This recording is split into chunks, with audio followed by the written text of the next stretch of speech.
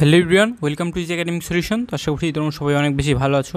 তো আজকের এই ভিডিওতে আমরা আলোচনা করব তোমাদের যারা ষষ্ঠ থেকে নবম শ্রেণীর শিক্ষার্থী আছো, তোমাদের অর্ধবার্ষিক পরীক্ষায় এই ইংলিশ বিষয়টায় তোমাদের কোন টপিকে কত নাম্বার থাকবে এই অর্ধবার্ষিক পরীক্ষায়, সে ব্যাপারে দিক নির্দেশনা দেওয়া হবে। তো তোমরা যারা নতুন আছো এবং এখন যে চ্যানেলটিকে সাবস্ক্রাইব করনি, দ্রুত সাবস্ক্রাইব করে নাও। তো দেখো, এই নির্দেশনাটা মূলত 6 থেকে 9 পর্যন্ত যারা আছো তাদের জন্য। এখানে যে 8, 9-এরও সেমই হবে। তো 9 যারা আছো তারা ওইটা দেখতে পারো। তো দেখো, এখানে তোমাদের যে কন্টিনিউ অ্যাসেসমেন্ট যে আছে, অর্থাৎ সারা বছর বা এই 6 মাস যে তোমাদের বিভিন্ন মূল্যায়ন করা হয়েছে, যেমন তোমাদের ইন্ডিভিজুয়াল ওয়ার্ক বা একক কাজ করানো হয়েছে, যেমন অ্যাসাইনমেন্ট, তারপর question answer, matching, fill in the blanks, pronunciation, তারপরে speaking skill, writing passage, presentation, এগুলো কিন্তু তোমাদের এই 6 মাস করানো হয়েছে। তো যাদের করানো হয়নি তাদের এগুলো এখনও পরীক্ষা নেওয়া হবে। এবং তোমাদের অনেক এই কী করেছো, দলগত কাজ করেছো, যেমন টেক্সট ডিসকাশন, তারপরে মেকিং অপিনিয়ন, কনভারসেশন, তারপরে book activities, fill in the grids, presentation, pronunciation, এগুলো কিন্তু তোমরা করেছো, যে দলগত কাজ করেছো বিভিন্ন।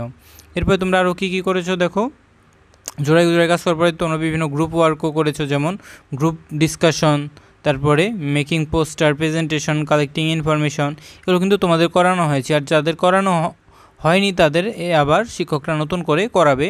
তো দেখো, তারপরে তোমাদের এই ইন্ডিভিজুয়াল একক কাজে তোমাদের 20 মার্ক বরাদ্দ রয়েছে, এবং পেয়ার ওয়ার্ক বা জোড়াই কাজে 20 নাম্বার বরাদ্দ রয়েছে, এবং তোমার যে গ্রুপ ওয়ার্ক আছে সেখানেও তোমার 20 নাম্বার বরাদ্দ রয়েছে। তো এই গেল তোমাদের 20+20+20 = 60। এবং তোমাদের যে মেন অর্ধবার্ষিক পরীক্ষায়, সেখানে দেখো তোমাদের কোশ্চেনটা কীভাবে বন্টন করা হবে। তোমাদের বিভিন্ন অ্যাসাইনমেন্ট কাজ হিসেবে দেওয়া হবে, যার থেকে তোমরা করে আনবে, সেখানে থাকবে 10 নাম্বার। তো সেটা তোমরা 1 ঘন্টায় সময় পাবে। তো এগুলো তোমাদের বাসায়ও দিতে পারে, আবার শিক্ষকরা চাইলে স্কুলে পরীক্ষার সময় এগুলো করাতে পারে। এবং তোমাদের বিভিন্ন তোমাদের শর্ট কোশ্চেন অ্যান্সারও করতে দিতে পারে, সেটা হবে 10 নাম্বার, সেটাও 1 ঘন্টা। এরপরে তোমরা 30 মিনিটের একটা ব্রেক বা বিরতি পাবে। তো দেখো, সে বিরতির পর আবার তোমাদের অর্ধবার্ষিক পরীক্ষা দেখো বিভিন্ন গ্রুপ ওয়ার্ক বা বিভিন্ন দলগত কাজ দেবে তোমাদের শিক্ষকরা, সেটা হবে 1 ঘন্টা 15 মিনিট।